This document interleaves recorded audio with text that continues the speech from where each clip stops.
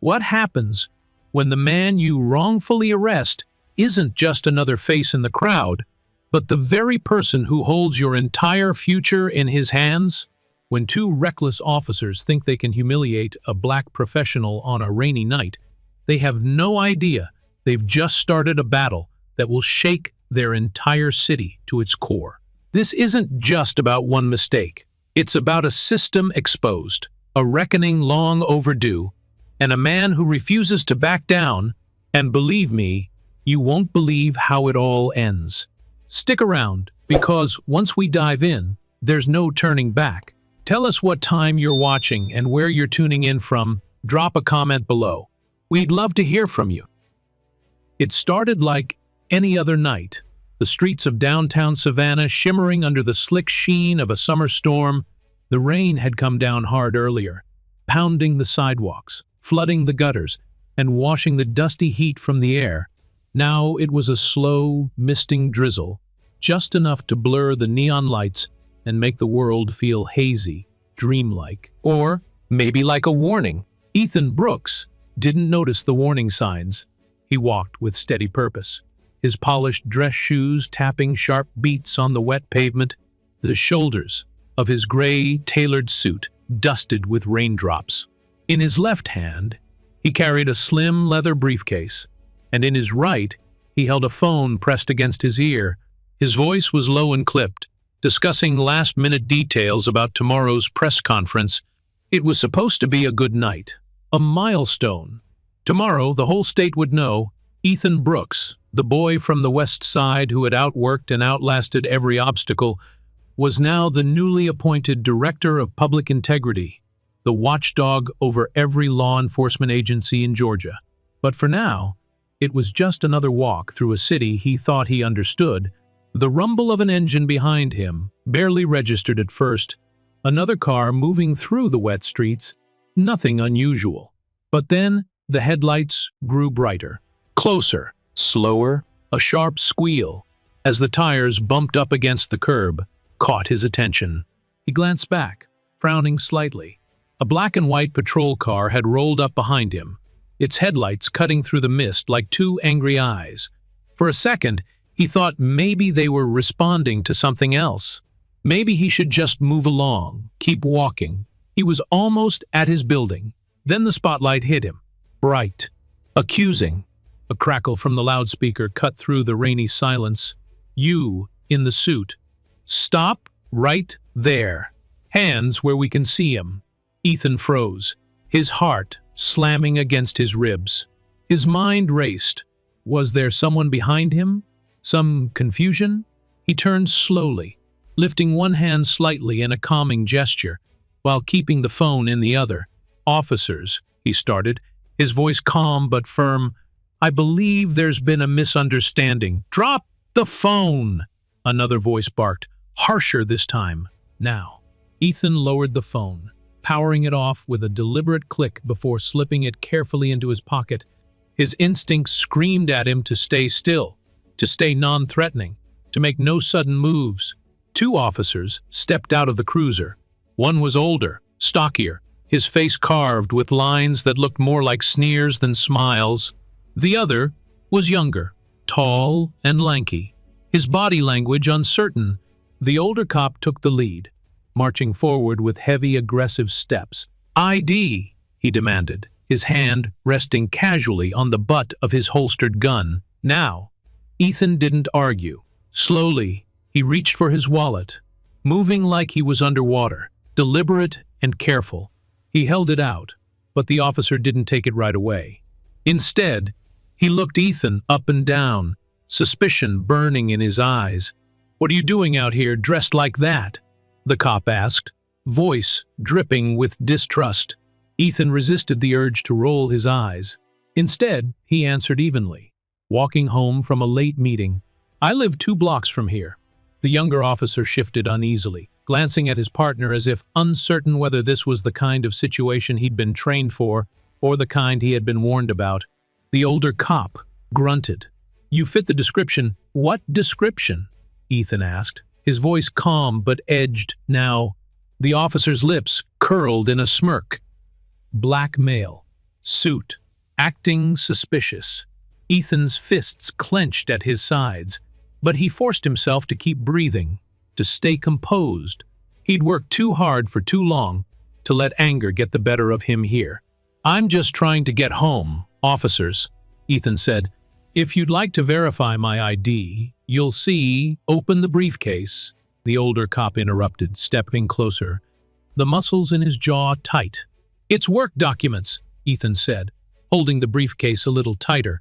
"Open it now," the cop repeated, his hand moving to his belt, fingers brushing the taser. A small crowd was starting to form across the street. People exiting restaurants, rideshare drivers waiting for passengers. Phones came up, faces half curious, half concerned. Ethan knew exactly how this looked, and he knew exactly how fast things could spiral. Very slowly, he bent down and placed the briefcase on the ground. "Sir, with all respect," he said, his voice low, steady, "I haven't broken any law. I've done nothing wrong." The older cop didn't answer. Instead, he reached out roughly, grabbing Ethan's arm and spinning him around. "Hands behind your back," he barked. The younger officer hesitated, almost stepping forward, but then froze. His hand hovered at his side like he was glued in place. "You're making a mistake," Ethan said, feeling the cold bite of the cuffs snapping around his wrists. The older cop leaned in close enough that Ethan could smell the coffee on his breath. "The mistake," he hissed, "was thinking you could walk around here and not draw attention." The younger cop flinched.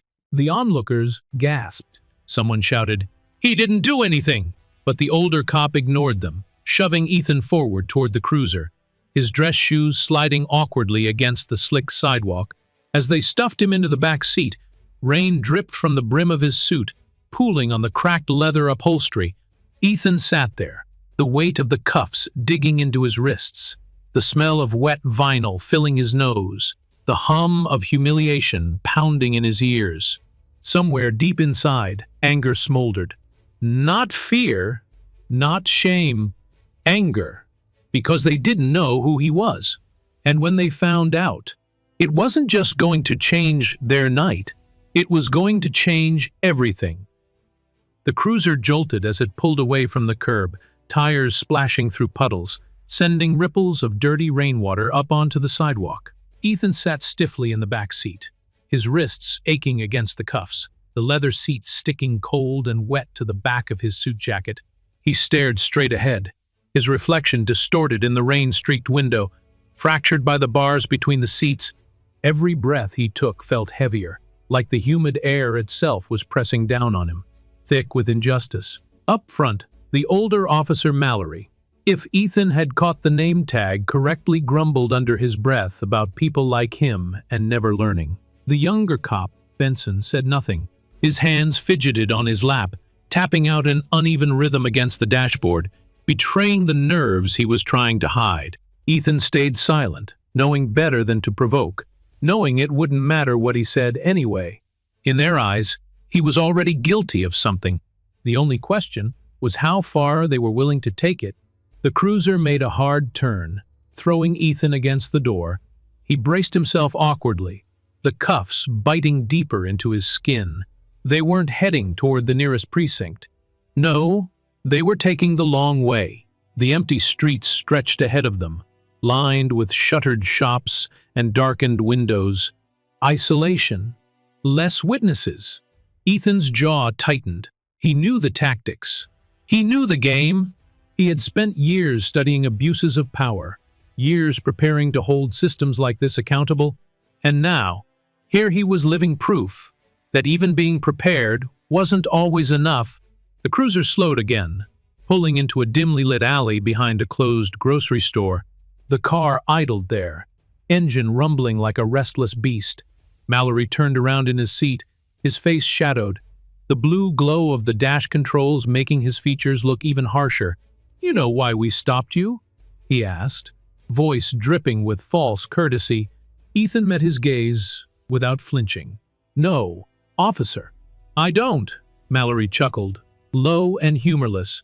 "You fit the profile. Black male, late 30s to 50s, alone at night, acting suspicious. Real simple. I was walking home from work, Ethan said evenly. That's not suspicious. That's life. Mallory's smile twisted. Smart mouth. Typical. Benson shifted uncomfortably, his hands tightening into fists against his thighs. For a moment, Ethan thought the younger man might say anything, but he just stared straight ahead, his jaw clenched. Mallory leaned in a little closer. What's in the briefcase? Work files, Ethan replied calmly. Drugs? Mallory asked, a mocking edge to his voice. Guns? Stolen goods? No, Ethan said. Documents. That's all. Mallory nodded slowly, as if pretending to believe him, then jerked his thumb toward Benson. Get it. Benson hesitated. Just a heartbeat, then sighed and climbed out of the car.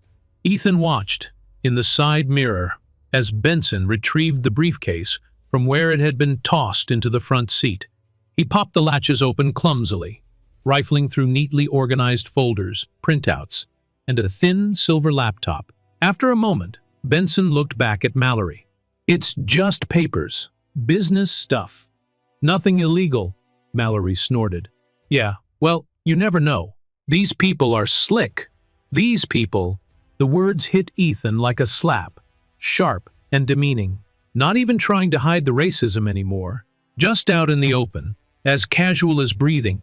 He felt the anger rise again, hot and immediate, but he forced it back down, locking it away. There would be a time for anger. But not here, not now. Mallory slammed the cruiser into gear and peeled out of the alley, heading back toward the precinct this time. As they drove, he kept glancing at Ethan in the rearview mirror, like he was daring him to say something, daring him to give them an excuse to escalate. Ethan said nothing. He stared out the window, watching the city slide past in streaks of rain and neon, a world he had spent a lifetime working to improve. Now a cage closing around him. When they reached the station, Mallory yanked the cruiser to a rough stop and got out without a word. Benson followed more slowly, dragging his feet. The door opened with a metallic groan, and Mallory barked, "Out!" Ethan stepped carefully onto the wet pavement, his muscles sore and stiff. The cuffs were still biting into his wrists, but he held his head high, refusing to give them the satisfaction of seeing him slump. Inside, the fluorescent lights buzzed overhead, casting a sickly yellow glow over the chipped tile floors and stained walls. The air smelled of mildew, sweat, and something acrid and metallic, like the scent of injustice itself.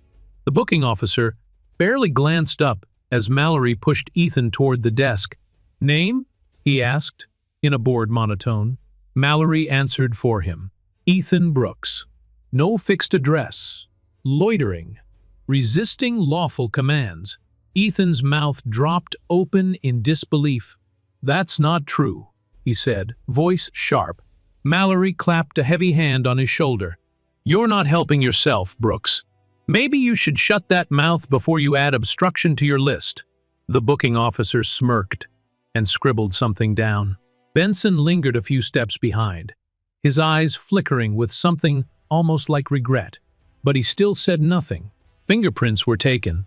Mugshot captured. Personal belongings cataloged, though. In Ethan's case, it was just the briefcase and his phone. Through it all, Ethan remained calm. Furious inside, yes, but outwardly composed. He knew better than to show weakness. He had sat across from too many powerful men who thought control meant winning. He knew the truth. Control was a weapon. Mallory shoved him toward a holding cell at the far end of the hallway. The door clanged shut behind him with a sound that echoed off the concrete walls like a gunshot. Inside the cell, Ethan sat on the cold metal bench, his hands still cuffed in front of him. The walls were covered in peeling paint, graffiti scratched into every surface. The stale air pressing down on him, he stared at the wall opposite him, willing himself to stay patient. They didn't know who he was. They didn't know what was coming.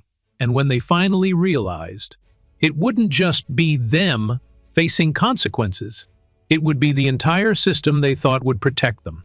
Outside the cell, Mallory and Benson's muffled voices floated through the hall. "He's lucky we didn't charge him with assault," Mallory sneered.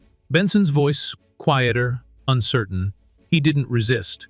He didn't do anything. A pause, then Mallory's voice, hard and final. "Doesn't matter. We say he did." End of story. Ethan closed his eyes for a moment, breathing deeply, grounding himself. Not end of story. Not even close. This was just the beginning. The hours stretched on like a slow, grinding machine. Every tick of the station clock, another reminder of just how small they were trying to make him feel. Ethan sat alone on the cold metal bench inside the holding cell, his cuffed hands resting in his lap, wrists sore and raw where the steel had dug into his skin. He kept his back straight, his chin lifted, even though every part of him ached to just sink down, to rest, to give in to the exhaustion pressing down on him like a weight. But he wouldn't. Not now. Not here. The sting of the injustice burned hotter than the physical pain. The way Mallory had laughed under his breath while filling out bogus charges. The way Benson had looked away every time their eyes met, pretending he didn't see what was happening. Pretending he didn't know. Ethan knew. He knew exactly what was happening. And deep down, so did Benson. That flicker of hesitation, that nervous energy, Benson knew they were wrong. He just didn't have the spine to stop it.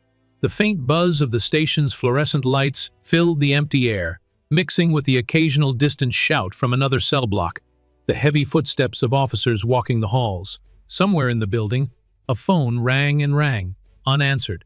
Ethan stared at the peeling gray wall across from him, focusing on his breathing. In, out, steady, controlled. If they thought they could break him with humiliation, they didn't understand who they were dealing with. He closed his eyes for a moment, letting the rhythm of his breath drown out the rest of it, the smell of mildew and sweat, the sting of the cuffs, the echo of Mallory's sneering voice. They didn't know. They didn't know the kind of storm they were waking up. Time passed in a strange, elastic way. Inside the cell, minutes dragging like hours. Ethan tried not to think about the press conference he was supposed to be preparing for, about the speech he had meticulously written, the leadership team waiting for his final revisions. He wondered if Clara, his assistant, had realized something was wrong, yet she would. She always did. And when she found out, a slow, grim smile tugged at the corners of his mouth. They wouldn't be able to bury this. Not once she got involved. Heavy footsteps echoed down the hall, snapping him back to the present. Keys rattled. The cell door creaked open. Mallory stood there, arms crossed. A smug smirk plastered across his face. "On your feet?" he barked. Ethan rose slowly, refusing to hurry, refusing to show an ounce of fear. The cuffs stayed tight, biting into his skin with every movement. Benson stood a few feet behind Mallory, looking everywhere except at Ethan. "Time to make it official," Mallory said with a grin that didn't reach his cold eyes. "Welcome to the system, Brooks." They led him down a dim hallway toward a small, windowless room with a battered metal desk bolted to the floor. The walls were yellowed from age, the ceiling tiles stained with watermarks. An ancient computer flickered on the desk, its screen displaying a generic intake form. "Sit," Mallory ordered, shoving Ethan down into the rickety chair. The officer behind the desk didn't even look up as he spoke. "Confirm your name for the record." "Ethan Brooks," Ethan said, his voice clear and strong. The officer typed it in with 2 fingers, painfully slow. Charges pending, loitering, resisting arrest, failure to comply. Mallory recited, almost gleefully. Ethan's jaw tightened. "Those are false." Mallory leaned down, bringing his face level with Ethan's, his breath hot and sour. "Doesn't matter," he said, voice low. "All that matters is what's in the report." The man behind the desk gave a tired shrug, like it wasn't his business, like none of it mattered. Just another cog in the machine. Ethan stared straight ahead, refusing to react. They finished processing him without further comment, snapping a grainy intake photo with a clunky old camera mounted in the corner. The flash was blinding for half a second, then gone, leaving Ethan blinking away spots as they marched him back toward the holding cells. The hallway was darker now, the station quieter. The late shift lull, Ethan was shoved back into a different cell, this time smaller, more isolated. No windows, no view of anything except 4 cracked walls and a drain in the center of the floor. Mallory slammed the door behind him, the lock clicking shut with grim finality. "You'll get your hearing tomorrow," he said through the bars, grinning. "Maybe," and then he was gone. The silence was thicker here, heavier. Ethan sat back down on the narrow bench, his mind racing now, not with fear, but with calculation. Tomorrow was supposed to be the day everything changed. The press conference, the announcement, his new role made public. He wondered if anyone at City Hall even knew he was missing yet. They would. Sooner or later, someone would notice. And when they did, this wouldn't be just a personnel mistake. It would be a public scandal, a reckoning. For now, though, he was trapped. A black man in a holding cell, accused of imaginary crimes, just for existing in the wrong place at the wrong time. Or at least, that's what Mallory thought. That's what Benson pretended to believe. Ethan flexed his wrists against the cuffs, testing the tightness. The pain was sharp, immediate, but he welcomed it. It reminded him he was still here, still fighting. He wasn't going to beg. He wasn't going to fold. He was going to wait. And then he was going to make them regret ever thinking they could treat him like just another statistic. He leaned back against the wall, letting the cold seep into his bones, grounding him. They thought this was the end of the story. It wasn't. It was just the beginning. The hours inside the holding cell blurred together, stretching longer and heavier with every passing minute. The walls seemed to close in tighter, the air turning thick with the smell of old concrete and forgotten anger. Ethan sat there in the stillness, feeling the weight of the system pressing down on him, trying to squeeze the fight out of his spirit. But he wasn't built to break. Somewhere outside the cell, voices echoed through the halls, distorted by the metal and stone. Occasionally, heavy boots would stomp past, indifferent, uninterested. To them, he was just another black man in a suit who must have done something wrong.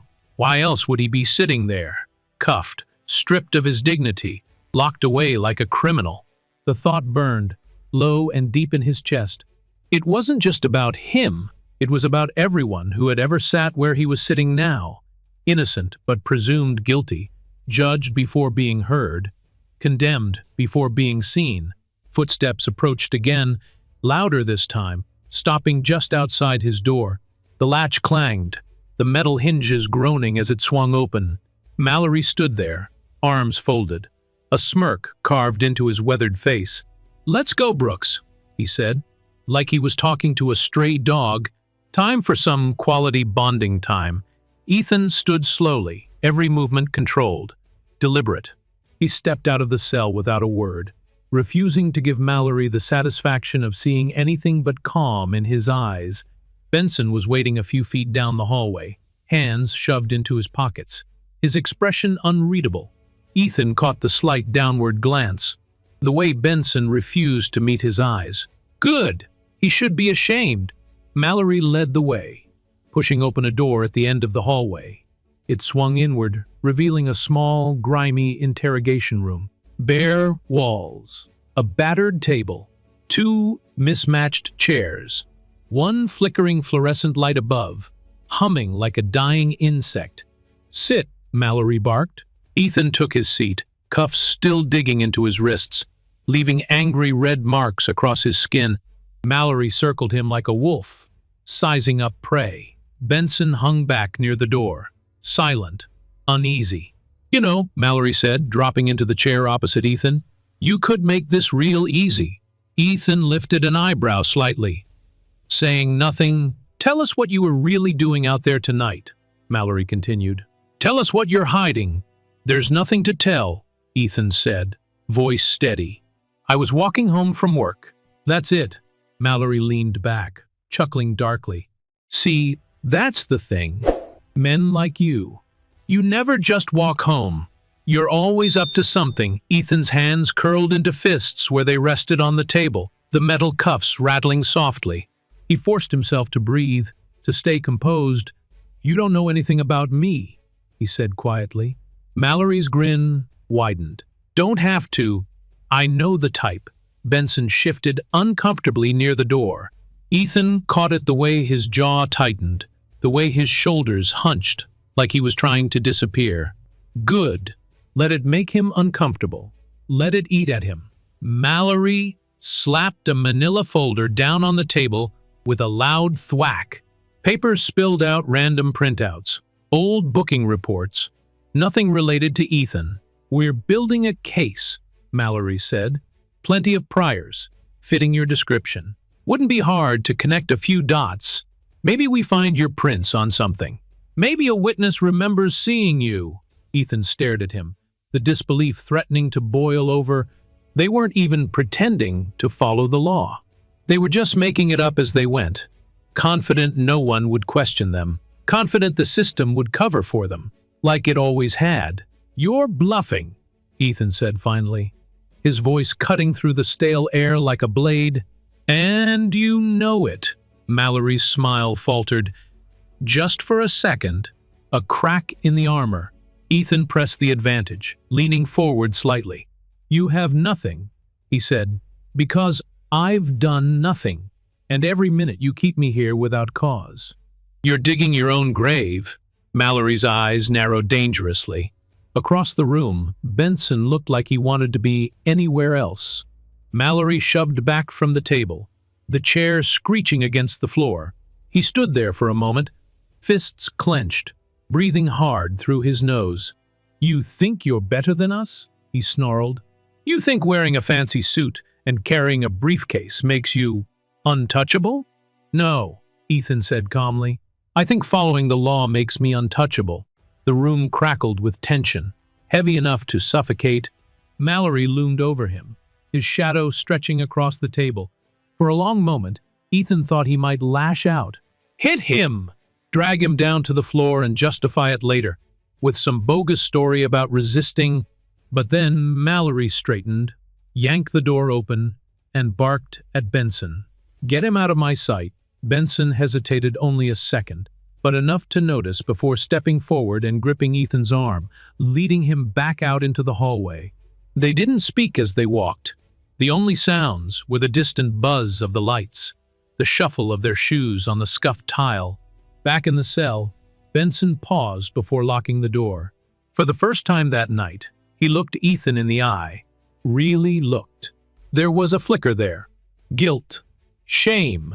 Maybe even doubt.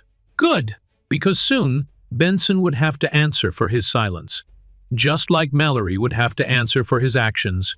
The door clanged shut, locking Ethan inside once again. He sat back down on the bench, cuffs still tight, the ache in his wrists pulsing in time with his heartbeat. He closed his eyes, drawing a slow, steady breath. They thought they could bury him. They thought they could humiliate him into silence. They had no idea who they were dealing with, and they were about to find out. The morning came with a dull gray light, filtering through the narrow, barred window above Ethan's cell. It wasn't the kind of sunrise that marked a new day. It was the kind that whispered warnings if you knew how to listen. Ethan sat on the edge of the bench, his wrists stiff from the night in cuffs, his back sore from the unyielding metal, but his mind was sharp, focused. This was the day everything would change. Keys rattled outside the door. The lock thunked open, and Benson appeared, looking like he hadn't slept much either. His uniform was wrinkled, his eyes shadowed. "On your feet," he said quietly. Ethan stood, slow and deliberate. No sudden moves. No weakness shown. Mallory was waiting in the hallway, arms crossed, a self-satisfied smirk on his face. "Ready for your big debut?" he sneered. Ethan said nothing. He didn't need to. In a few minutes, Mallory's smirk would be the first thing to fall. They walked him through the quiet corridors of the precinct. Officers glanced up from their desks, indifferent, curious, but none stepped forward. To them, he was still nobody, still just another case number to process and forget. The van ride to the courthouse was short and silent. Rain streaked the windows again, the city looking washed out, muted. Ethan sat still, hands cuffed in front of him now. His briefcase, the one they'd so eagerly rifled through, secured beside the driver. At least they hadn't lost it. That was going to matter. A lot. When they arrived, Benson escorted him into a side entrance, avoiding the main halls where the public and press usually gathered. It was standard for minor offenders, a way to move them in and out without causing a scene. Too bad for them, Ethan thought. A scene was exactly what they were about to get. The courtroom was half full early risers waiting for hearings, minor arraignments, and procedural rulings. A few attorneys shuffled papers at their tables. A tired judge rubbed his temples behind the bench.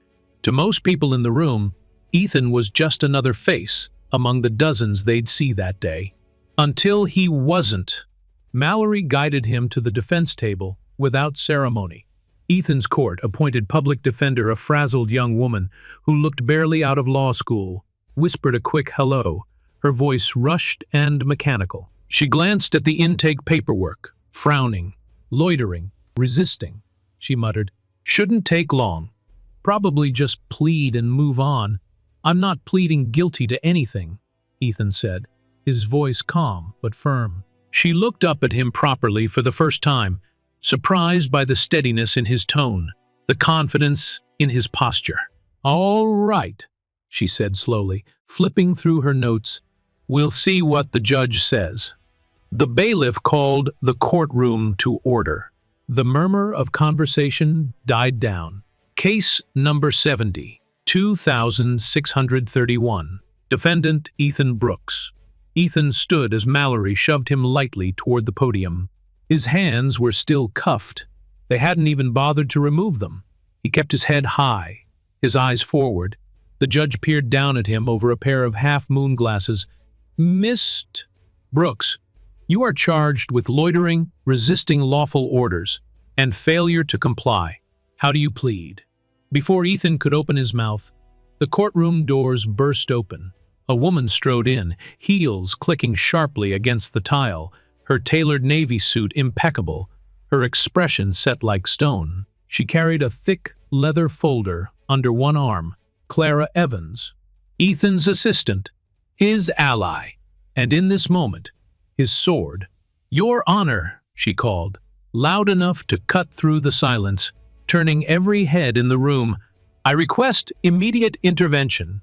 The defendant is being unlawfully detained." The judge frowned. "And you are, Clara Evans, legal counsel for Mr. Brooks," she said, moving swiftly to the front of the room. "And I have proof that this entire arrest is not just unlawful, it's a catastrophic mistake." The judge motioned her forward, irritation flickering across his face. Clara approached, handing over the folder with a practiced snap of her wrist. Inside were Ethan's credentials, his appointment letter, his certifications, his press release, set to go public that very morning. The judge flipped through the documents, his frown deepening with every page. Murmurs rippled through the courtroom. A few people craned their necks to get a better look.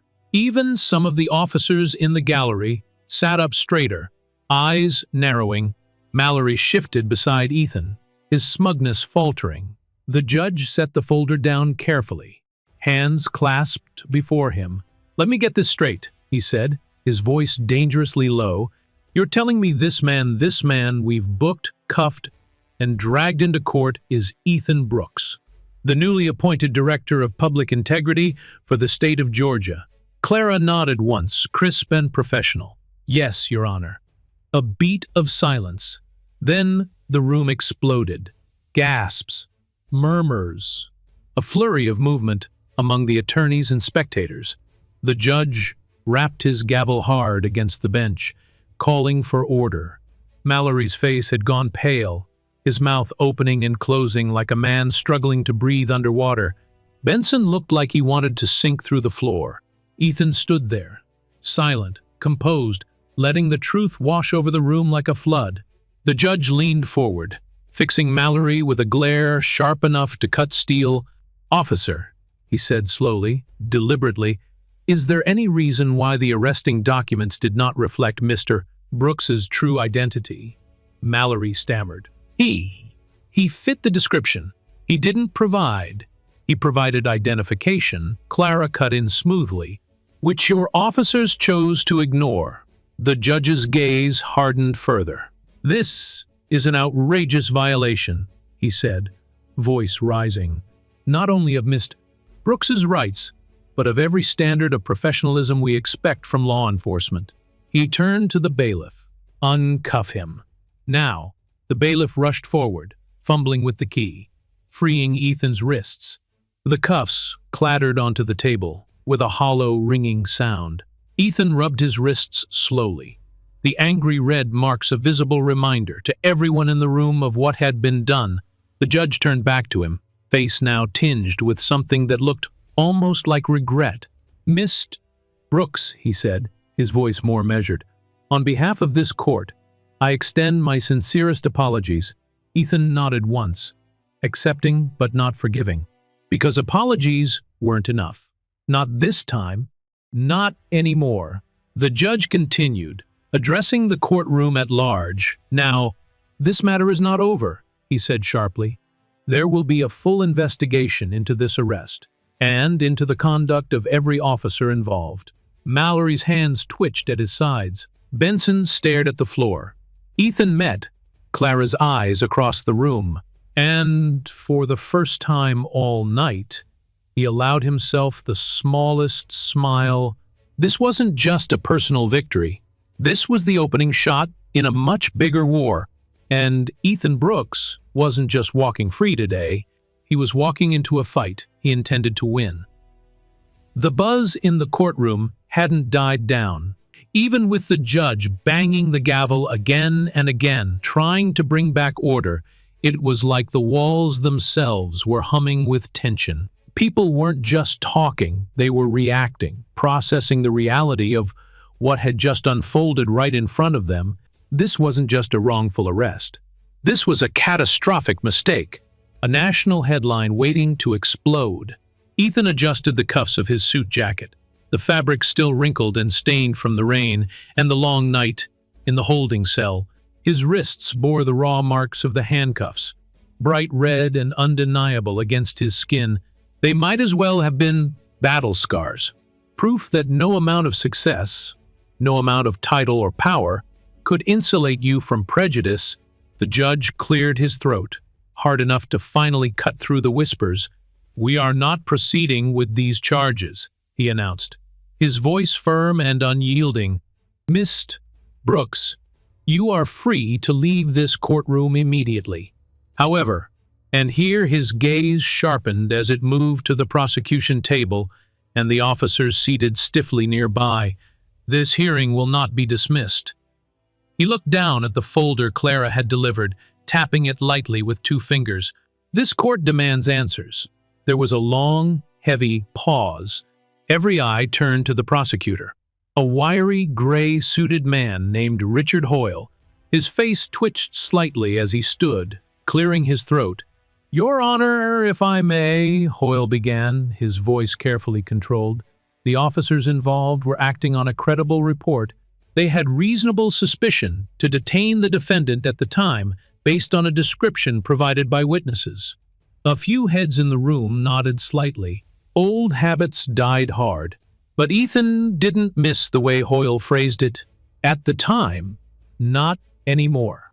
Not now that the truth was standing 6 feet tall and furious in front of them. The judge raised an eyebrow. "Reasonable suspicion, counselor?" he repeated. "Based solely on the fact that a black man was wearing a suit and carrying a briefcase?" Hoyle hesitated. "There were other factors. Clara cut in before he could spin it any further. "Your Honor, permission to speak." The judge nodded tightly. Clara stepped forward, her voice ringing out, clear and steady. "Mr. 2. Brooks fully complied with every command given. He provided identification that clearly showed his identity and his position. The officers chose to ignore it. She turned then, facing the gallery where Mallory sat stiff and silent, his face drained of color. They weren't acting on reasonable suspicion. They were acting on bias. And they treated him not like a citizen, not even like a human being, but like a threat, because of what he looked like, not because of anything he did. A ripple ran through the courtroom. The truth, laid bare, needed no embellishment. Hoyle shuffled his papers nervously. Regardless, he tried again. The officers believed they were following procedure. Belief does not excuse negligence. The judge snapped. Or racial profiling. He leaned forward, fixing Mallory with a stare that could have cut through steel. "Officer Mallory." "Step forward." Mallory rose, moving stiffly, as if his legs no longer wanted to obey him. He stopped a few feet from the bench, hands clenched at his sides. The judge's voice dropped low, the room leaning in to catch every word. "Did you verify Mr. Brooks's identification at the scene?" Mallory's mouth opened, closed. He darted a glance at Hoyle, who gave a slight, helpless shrug. "No, Your Honor," Mallory said finally, the words grinding out like stones. "And why not?" Mallory's jaw worked furiously for a second before he muttered, "We thought he was lying." "You thought?" the judge repeated slowly. "Based on what? His behavior? His refusal to cooperate?" Mallory said nothing. "Or was it based on the fact that a black man in an expensive suit didn't fit your idea of who belonged on that street?" The words landed like hammer blows. Mallory flinched, but said nothing. His silence was louder than any admission. The judge leaned back in his chair, exhaling slowly through his nose. "This," he said, gesturing around the courtroom, "is why public trust in law enforcement erodes, not because of sensational headlines, not because of outside agitators, because of moments like this." He turned to Clara and Ethan. "You will file an official grievance," he said, his voice brooking no argument, "and I will personally ensure that an internal affairs investigation is launched within the hour." He turned back to Mallory. "As for you, Officer Mallory, consider yourself suspended effective immediately pending the outcome of that investigation." The gasps were louder this time. Even some of the officers in the gallery looked shocked. Mallory stood there, stone-faced, but Ethan could see the panic under the surface. The fear of a man who'd never been held accountable. Until now, the judge wasn't done. "Officer Benson," he said sharply. The younger man jolted like he'd been slapped. "Step forward." Benson moved slowly, his face pale, his movements stiff. The judge's gaze pinned him in place. "You were present for the entire encounter." "Yes, Your Honor." "You witnessed Mr. Brooks provide his identification." Benson hesitated for just a breath too long. "Yes, Your Honor. And yet you took no steps to verify it, or to intervene when your partner escalated the situation." Benson's mouth opened, but no words came out. The judge nodded grimly. "You will also be subject to investigation. You may remain on administrative duty, pending the outcome." "Dismissed." Benson sagged slightly, his face crumpling into something close to shame as he backed away. The judge picked up his gavel, but didn't strike it yet. He looked back at Ethan, and for the first time, there was something different in his eyes. Respect. "Mr. Brooks," he said, his voice low but carrying, "this court owes you more than an apology. It owes you action, and I promise you, you will have it." Ethan inclined his head, the gesture small but full of meaning. He wasn't the one who needed saving. He was the one who had come to change the system. The gavel finally came down with a sharp crack. Adjourned, as the courtroom emptied. Reporters swarmed the steps outside, cameras flashing, microphones thrust forward. The story had already begun to spread. Like a wildfire no one could contain. Inside the courthouse, Ethan paused at the doorway. Looking back one last time, Mallory sat slumped at the defense table, abandoned, beaten by his own arrogance. Benson stood near the back, staring down at the floor, the weight of what he'd allowed crashing down on his shoulders. And the judge.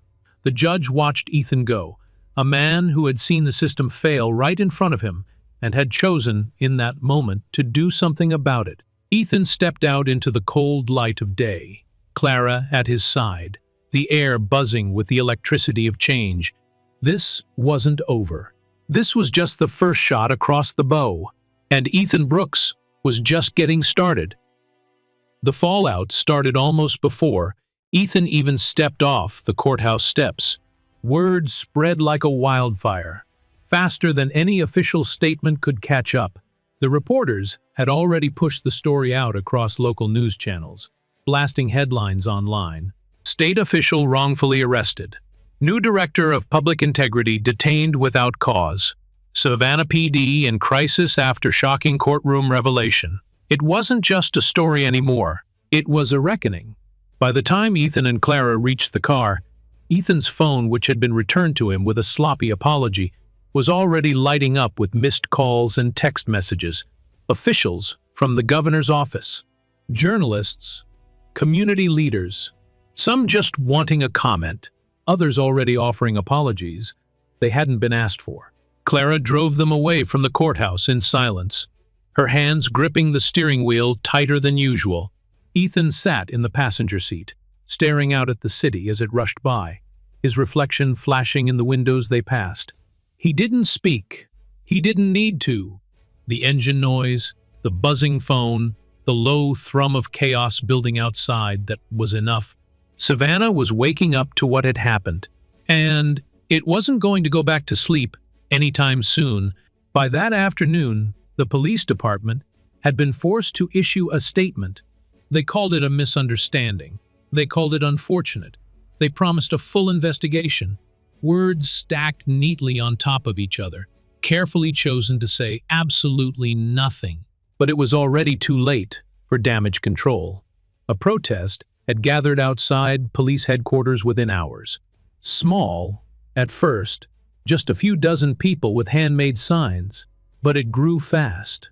Students, community leaders, everyday citizens who had seen the videos recorded outside the courthouse and understood exactly what they were looking at. This wasn't a mistake. This was a mirror. Ethan watched the news footage that night from his living room, sitting on the edge of his couch, still wearing the same rumpled suit. His phone buzzed again, an incoming call from the governor's office. He let it go to voicemail. He needed time to think before stepping into that political minefield. The news anchors didn't shy away. They played the footage of his arrest, the way Mallory had handled him, the way Benson had looked the other way. They replayed the moment in court when Clara had exposed everything, again and again, frame by frame. One outlet had even gotten footage of Mallory being led out of the precinct in front of a wall of cameras, his face hidden behind dark sunglasses, flanked by internal affairs agents. Savannah PD wasn't just scrambling. They were bleeding. The next morning, headlines went national. Cable news, morning talk shows, viral tweets with millions of views. By lunchtime, the department announced that Officer Mallory had officially been placed on unpaid suspension. Pending investigation, Officer Benson had been reassigned to desk duty while under review. It wasn't enough, not even close. Ethan could feel it everywhere he went. The shift, the way conversations paused when he entered a room, the way people looked at him now, not just with curiosity, but with expectation. He had become something more than just a man wronged. He had become a symbol, and symbols didn't get the luxury of standing still. That afternoon, Ethan sat across from Clara, at a small cafe, a few blocks from his office, the first real break he'd had since the arrest. The world outside buzzed with tension. Every passerby seemed to move faster, talk louder. "You can't ignore this," Clara said quietly, stirring her coffee without drinking it. "This isn't just about what happened to you. It's about what happens every day to people who don't have a camera or a courtroom or a lawyer ready to jump in." Ethan nodded slowly, his mind already racing ahead. He had spent years preparing to lead, to reform, to push for slow, steady change. But now, the city was demanding something more. Not quiet reform, not backdoor meetings. Real accountability, real change. And they were looking to him to make it happen. That night, he stood in front of a packed auditorium at a town hall meeting hastily organized by community leaders. The air buzzed with urgency. Hundreds of people filled the seats, neighbors, teachers, activists, parents, even a few brave officers who hadn't yet abandoned hope that the system could be salvaged. The moderator introduced him simply, Director Ethan Brooks. The applause was loud, sustained, but it wasn't just for him. It was for what he represented, for what people needed him to be. Ethan stepped up to the podium, his hands steady despite the whirlwind of the past 48 hours. He didn't read from notes. He didn't need a speechwriter. He spoke from the storm that had been brewing in his chest for years. "I stand before you tonight not just as someone who was wronged," he said, his voice carrying easily to the farthest corners of the room. "I stand before you as someone who knows that what happened to me is a reflection of a deeper, uglier truth." He paused, letting the weight of his words settle. A truth that says appearances matter more than actions. That says power can be abused without consequence. That says some people can be presumed guilty without a shred of evidence. A low murmur rippled through the crowd. Agreement. Pain. Recognition. But that truth, Ethan continued, is not the one we have to accept. He looked out at the faces staring back at him, young, old, black, white, tired, angry, hopeful. "We can choose to write a new story," he said. "One where transparency isn't a request, it's a requirement. Where accountability isn't a buzzword, it's the standard." The crowd leaned in closer. "And it starts now." Thunderous applause erupted, people rising to their feet, clapping, cheering, some even crying. Ethan stepped back from the podium, his heart pounding not from fear, but from the magnitude of what lay ahead. This wasn't over. It was only just beginning, and this time, Ethan Brooks wasn't standing alone. The days that followed moved faster than anyone could keep up with. One headline wasn't enough. There were dozens, then hundreds. Interviews, op-eds, viral posts with millions of views. Ethan's name was everywhere. And not just his name, his face, his story, his fight. It wasn't just Savannah anymore. Atlanta picked it up, then DC, then the national morning shows, the wrongfully arrested director of public integrity, the system that tried to silence him and ended up handing him a megaphone. Protests outside the police department swelled from dozens to hundreds, then thousands. They held signs with slogans that cut to the bone. Accountability now.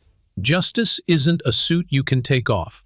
Reform or resign. Outside City Hall, TV trucks lined the curbs, cables snaking across the sidewalks, reporters live streaming 24/7. Inside those buildings, behind those closed doors, you could feel it, the scrambling, the fear. Officials who once dodged Ethan's calls were now begging for meetings. Department heads who once dismissed his reports were now praising his leadership to anyone who would listen. It would have been almost funny if it wasn't so predictable. But Ethan wasn't laughing. He didn't have time. The governor's office issued a public statement of full support, pledging swift reforms and an unwavering commitment to restoring public trust. It sounded good, polished, safe. Ethan knew better than to take words at face value. He needed action, and he wasn't about to ask nicely anymore. He met with Clara late one night, in the small, windowless office they'd been given temporarily, while city renovations were supposedly underway. A stack of folders covered the table between them. Documents, complaints, policy drafts. Clara leaned back in her chair, exhaustion plain on her face. "They want to offer you a settlement," she said, flipping through one of the folders without really seeing it. "Quiet payout. NDA. No official fault admitted." Ethan didn't even blink. "No." Clara looked up at him, searching his face. "They're scared," she said. "They should be," Ethan replied. Outside the window, sirens wailed in the distance. Not unusual in Savannah, but somehow it felt different now. Louder. Closer. Clara closed the folder gently. "They're counting on you being tired," she said. "On you wanting to go back to your life. Back to your plans." Ethan smiled, but it wasn't a warm smile. It was the kind you wore into battle. "My plans changed," he said simply. The next morning, Ethan stood in front of a packed press conference, cameras flashing, reporters jostling for position. He wore a fresh suit, this time sharp, black, commanding. He didn't bring notes, didn't need them. He knew exactly what he was going to say.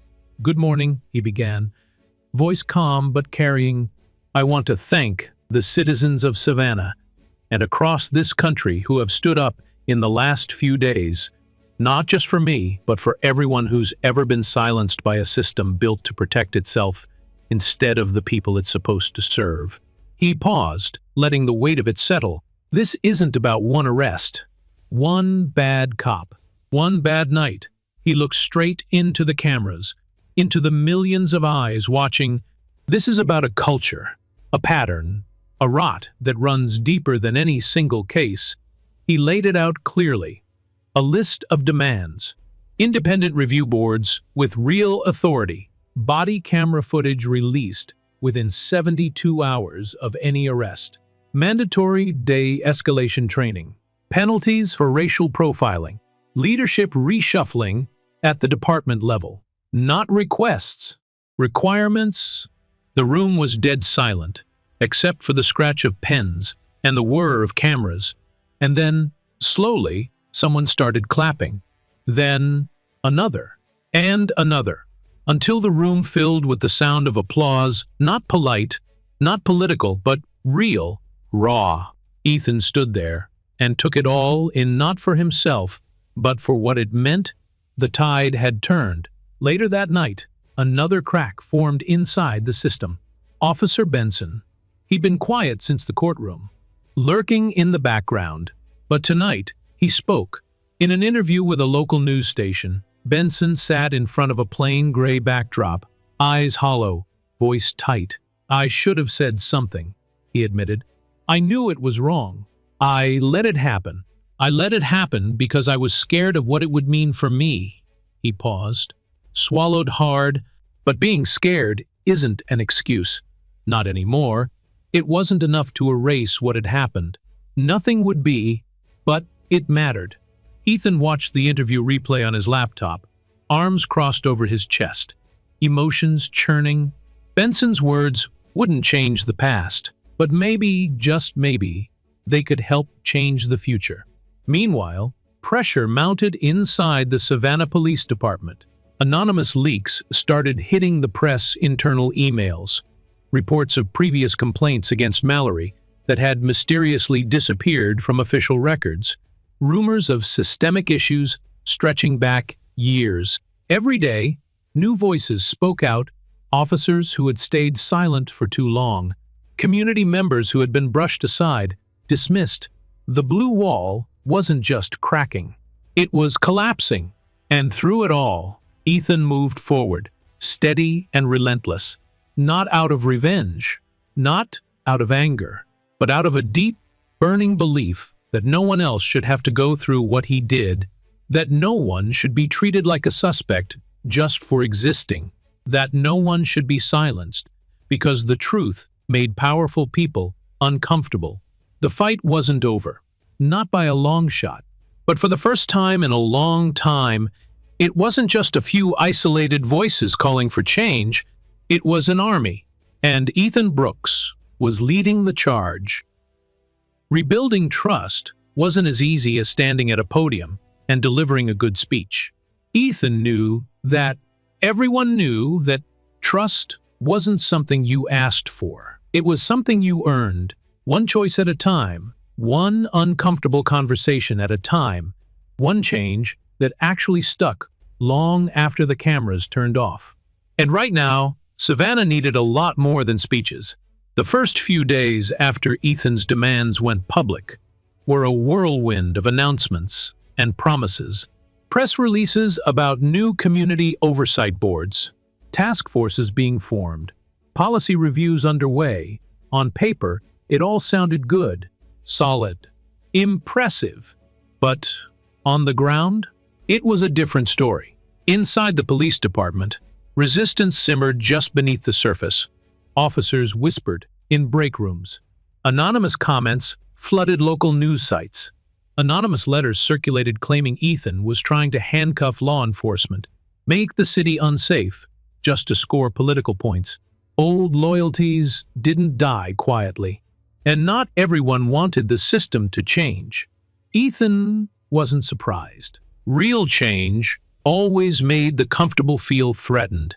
Still, it didn't make the fight any easier. He spent hours sitting across from department heads, parsing through bloated policies that protected bad actors and punished whistleblowers. He met with community leaders late into the night, hammering out the details of the Civilian Review Board, the one that would have actual teeth, real power to investigate misconduct. Not just a symbolic panel, a watchdog with a bite. He listened to story after story, some told with anger, others with tears about sons stopped from matching a description, daughters followed through stores, fathers arrested for raising their voices in defense. Each story fueled him. Each story sharpened his resolve. One afternoon, sitting in a cramped meeting room inside City Hall, Ethan outlined the next phase of reforms to a room packed with city council members and senior officers. Mandatory de-escalation training, independent audits of use of force incidents, transparent public reporting, a culture shift, not just better procedures, but better people. The room was stiff, the air tense. You could practically feel the resentment coming off some of the older officers, the ones who thought wearing a badge gave them a free pass to act without consequence. One councilman, an older man with a deep frown line etched across his forehead, spoke up finally. "You're asking us to dismantle everything that's worked for decades," he said, voice tight. "Do you know how dangerous that could be?" Ethan didn't hesitate. "I'm asking you to dismantle what's been protecting the wrong people for decades," he said. "And do you know how dangerous it is if we don't?" Silence. No one wanted to say it out loud. But it hung there anyway. Savannah wasn't safe because of the system they had. It was surviving in spite of it. And survival wasn't good enough anymore. After the meeting, Clara caught up with him in the hallway, her tablet clutched against her chest. "You're making progress," she said. Ethan gave a humorless smile. "Feels more like pushing a boulder uphill with one hand tied behind my back," she nodded. "That's what real change feels like." Later that week, the Civilian Oversight Board officially launched. They held their first open forum inside a packed community center. People poured in, neighbors, pastors, teachers, business owners, officers too, some in uniform, some in plainclothes, trying not to be noticed. The board members, carefully selected to represent the city's diversity, sat behind a long table. Facing the crowd, Ethan stood off to the side, arms folded, watching. This wasn't about him anymore. It was bigger now. A young woman stepped up to the microphone first. Her voice shook at first, but grew stronger as she spoke. She told the story of her younger brother, arrested at 16, for looking suspicious while walking home from a tutoring session. The charges had been dropped, but the damage had been done. They told him he should have known better, she said, tears in her eyes. Known better than to exist where they didn't think he belonged. Others followed, one after another. Their stories filled the room like thunder, not just isolated incidents, patterns, proof, pain. And by the end of the night, something else, hope. Real, cautious, hard-won hope. Ethan stepped outside, into the cool night air afterward, breathing deeply. The stars were out. For the first time in days, he let himself believe they might actually be moving in the right direction. A reporter caught up with him on the sidewalk. Recorder already rolling. "Director Brooks," she called. "Do you think Savannah is ready for this kind of change?" He thought about it for a second. "No," he said honestly. "No city ever is." The reporter blinked, thrown off by his candor. "But," Ethan added, a small smile tugging at the corner of his mouth, "ready or not, it's happening." He walked away before she could ask another question. Back at home, he found an envelope tucked into his mailbox. No return address. Inside was a handwritten note. 2 sentences. "You're doing the right thing. Don't stop." No signature. Ethan stared at the paper for a long moment, then slipped it into his jacket pocket without a word. He knew better than to expect everyone to stand up publicly. But maybe, just maybe, people were finding their courage in their own time, in their own ways, and for now, that was enough. The city wasn't healed yet, far from it. But for the first time in a long time, it was fighting for its own soul, and Ethan Brooks was leading the way forward, one hard step at a time. The day of the town's Unity Summit arrived under a bright, cloudless sky. It almost felt symbolic, like the city was trying to wipe itself clean, to start over.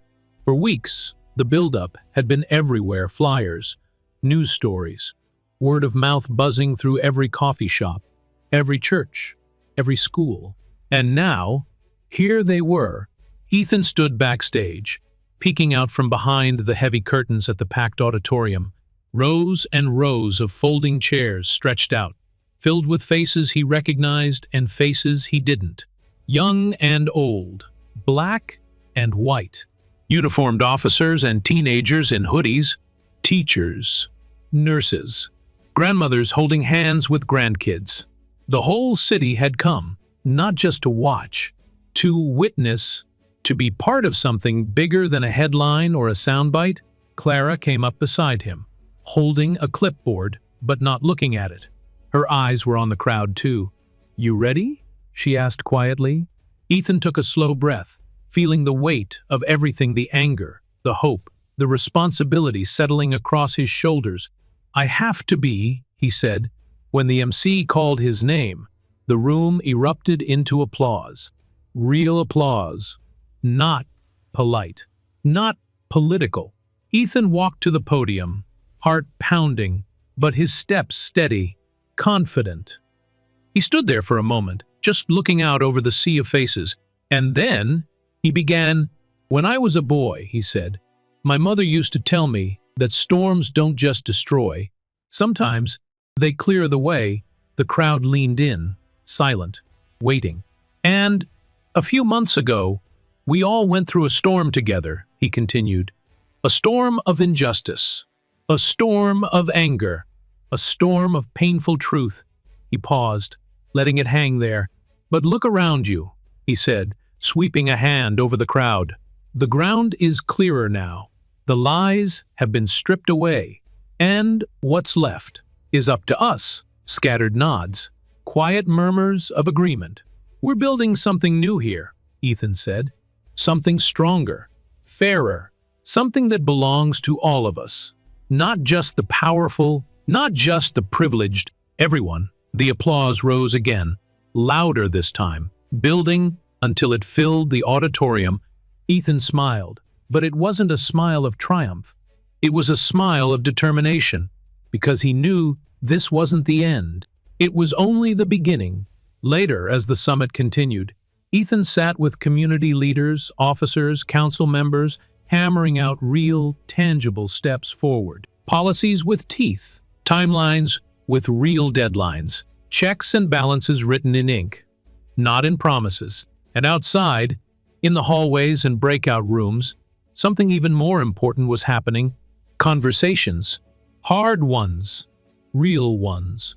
Officers sitting down with teenagers and hearing their fears. Council members listening to teachers talk about what their students faced, walking home every day. Old wounds being exposed to the air, not to fester, but to heal. It wasn't perfect. It was messy. It was awkward, but it was real, and real was enough. As the sun began to set, casting golden light through the high windows, Ethan slipped outside for a moment of quiet. He found a bench under an old oak tree, its branches heavy with Spanish moss. The noise of the summit faded to a low, distant hum behind him. He closed his eyes for a moment, feeling the warmth of the sun on his face, the weight of the day settling into his bones.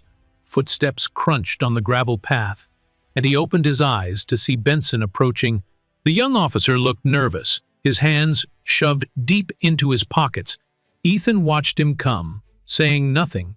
Benson stopped a few feet away, shifting awkwardly. "I'm not going to take up much of your time," he said, voice rough. "Just needed to say something." Ethan waited. "I froze that night," Benson said, staring down at his shoes. "I knew it was wrong. I knew Mallory was out of line, and I didn't do a damn thing to stop it." He looked up then, meeting Ethan's gaze. "I was scared," he said. "Scared of losing my job, scared of speaking up. But that's not an excuse. You deserve better. The city deserved better."